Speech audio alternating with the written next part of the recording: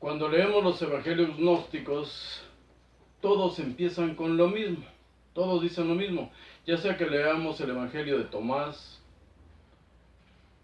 o cualquiera otro, incluso el de María Magdalena, Felipe, todos dicen que ellos recibieron las enseñanzas secretas de Jesús. ¿Por qué dicen eso?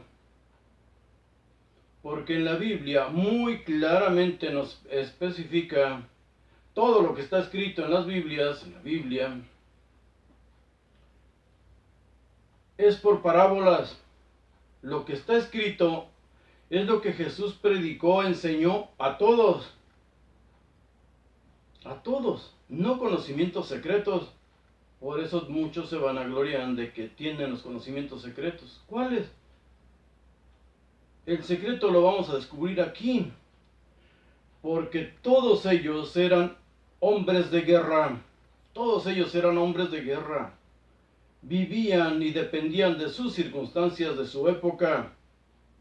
Lo vamos a ir desglosando poco a poco. Y luego dice claramente, ¿por qué predicas por parábolas?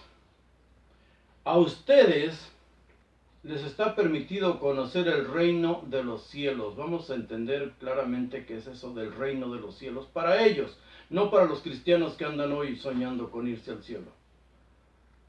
¿Qué significaba para ellos el reino de los cielos?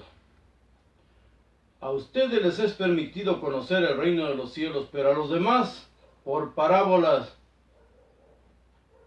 para que no entiendan. Y dice ahí, para que viendo no vean, oyendo no escuchen, para que no entiendan ni se salven.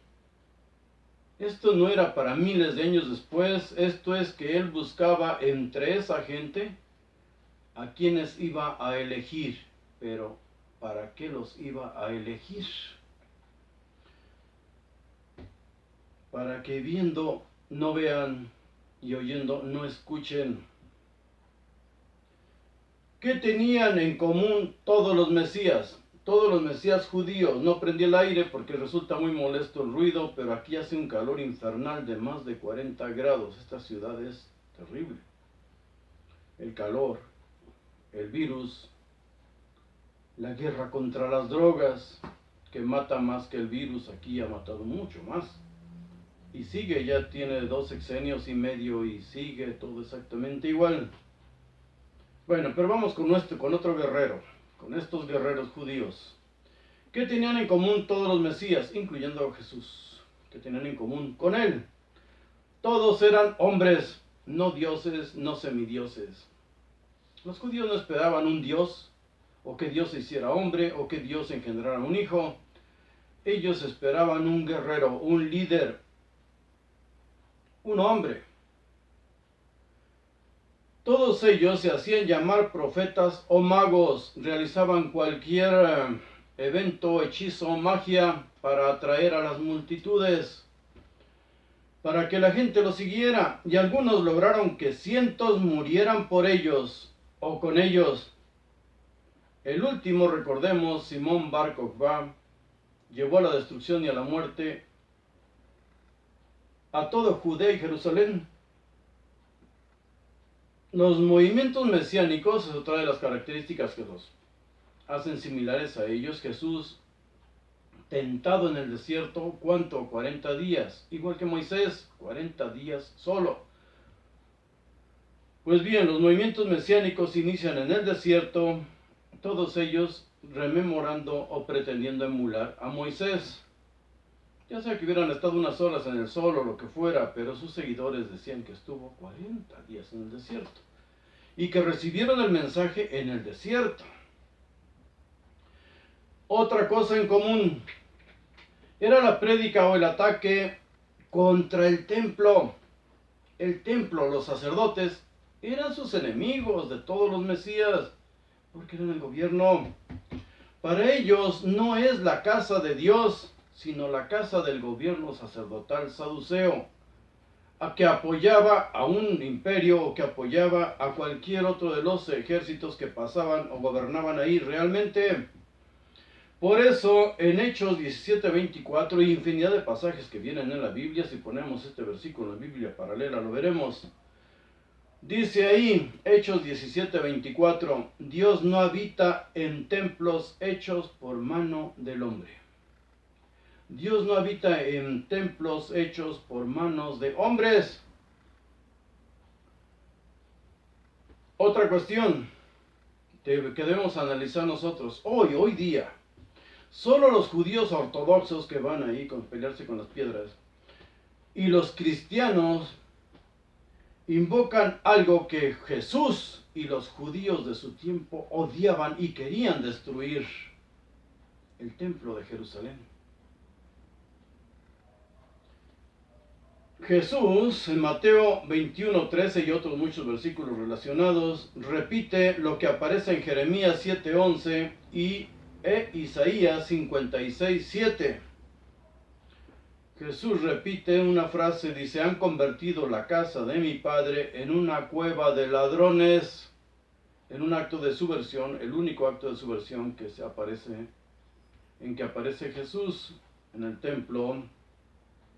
Han convertido la casa de mi padre en una cueva de ladrones, porque en Jeremías e Isaías decía claramente: mi casa será llamada casa de oración, y que ahí van a confluir todas las naciones. Era el sueño de todos los sacerdotes, que llegaran ahí todas las limosnas, todos los diezmos, pero bueno, supongamos que pensaban en Dios. El templo es el palacio de gobierno en el que radicaban los sacerdotes saduceos y estaba enseguida del cuartel de los romanos, la Torre Antonia. Un muro separaba los dos edificios, pero tenían una puerta en común, los comunicaba.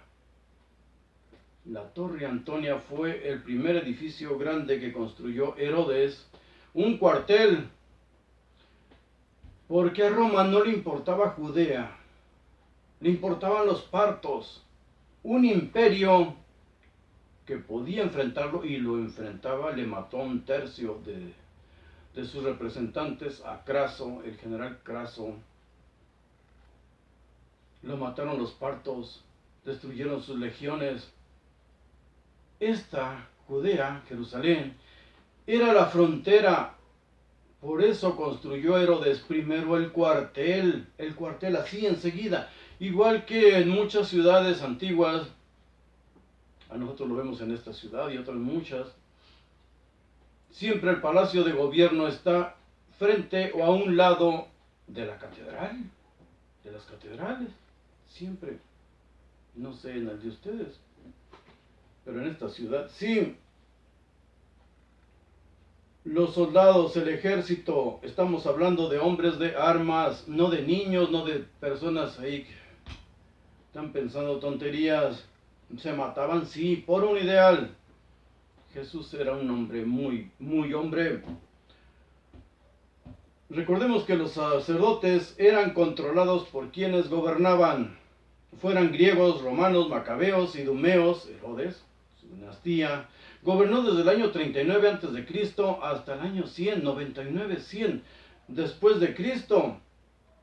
La descendencia de Herodes era amada por su pueblo, amada por su pueblo. El mismo Herodes. Había revuelta, sí, con todo lo que representaba el Imperio Romano, los abusos.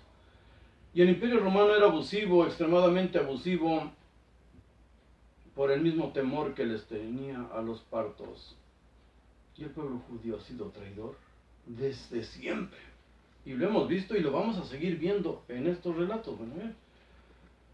Quienes vivieron la corrupción del templo y vieron que no había nada de sagrado ahí, crearon las sinagogas.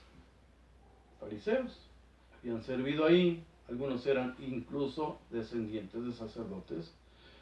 Ya no había que ir a Jerusalén para ofrendar, los rabinos te recibían las ofrendas o el diezmo y oraban por ti. No más sangre de animales, claro que no, porque ellos ya recibían otro tipo de ofrendas.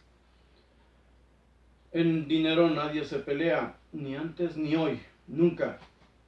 Aparecieron infinidad de sinagogas por todo el Imperio Romano.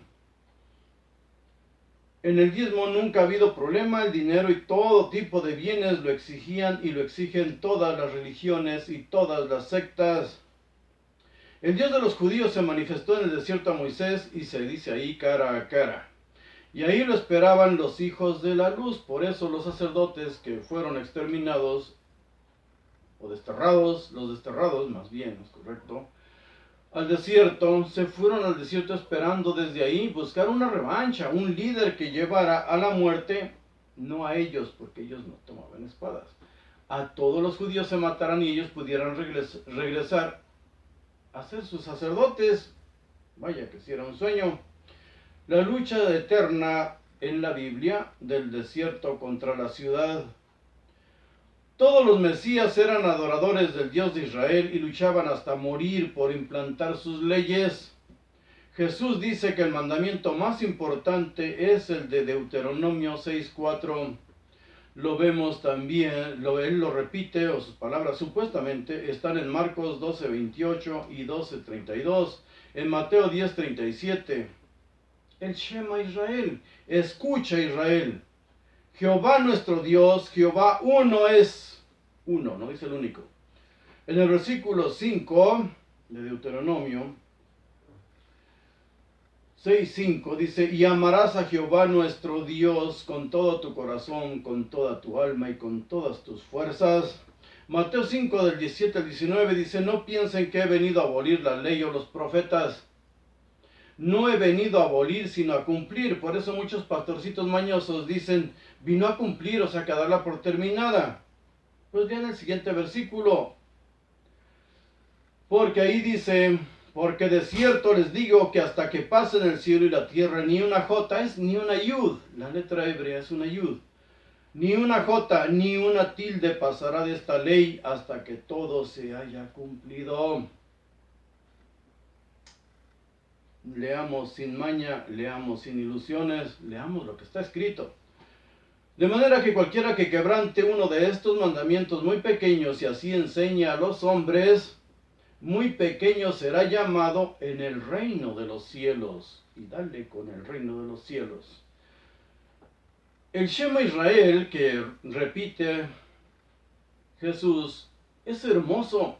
En hebreo es hermoso, en hebreo es hermoso. El Shema Israel, ¿qué dice? Adonai Eloheinu, Adonai Echad, Adonai Tzidkeinu, Adonai Yeshuateinu, Yeshuateinu.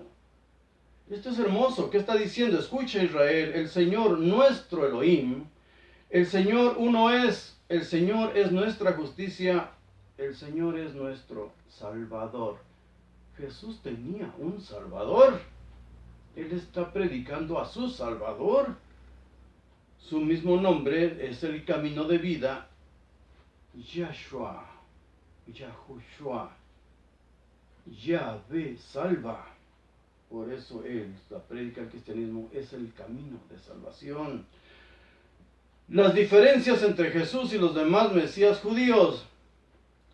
Jesús fue abandonado por sus seguidores, murió solo.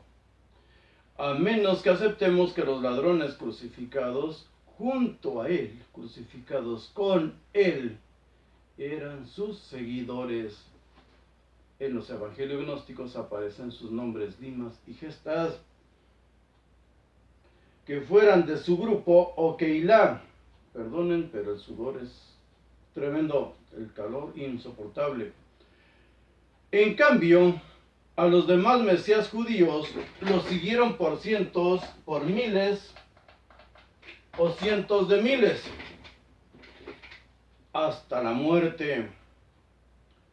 No hay registros de que los demás mesías judíos incluyeran a mujeres y que fueran mantenidos por ellas. Ninguno de estos mesías, si las tenían o no apoyándolos con dinero y con sus porras, como hoy los amenes y aleluyas que escuchamos en todos los templos, escrito no aparece. Escrito no aparece. Jesús convivía con los más ricos de Judea y Galilea, publicanos y recaudadores. Ya vimos ese tema deberían repasarlo. Jesús convivía con los ricos, los más ricos y los más poderosos. Un publicano era una persona muy rica del imperio, ni siquiera de Judea o de Israel. Pertenecían a la clase dominante de la sociedad romana. Los otros mesías, judíos, podían ser nacionales o extranjeros. Podían ser nacionales o extranjeros. Recordemos a Ciro, que era un persa, el rey persa. Y entre los mesías que vamos a ver ahorita por sus nombres y fechas, aparece un egipcio, que desde luego lleva a la muerte a muchos tontos. Pero la principal diferencia entre Jesús y los demás que fueron llamados mesías por sus seguidores, a Jesús de hecho nadie lo ungió como mesías, pero bueno, la principal diferencia entre Jesús y los demás es que a Jesús, una vez muerto, María Magdalena y otras mujeres que fueron a buscar su tumba dijeron que no lo habían encontrado. No estaba ahí.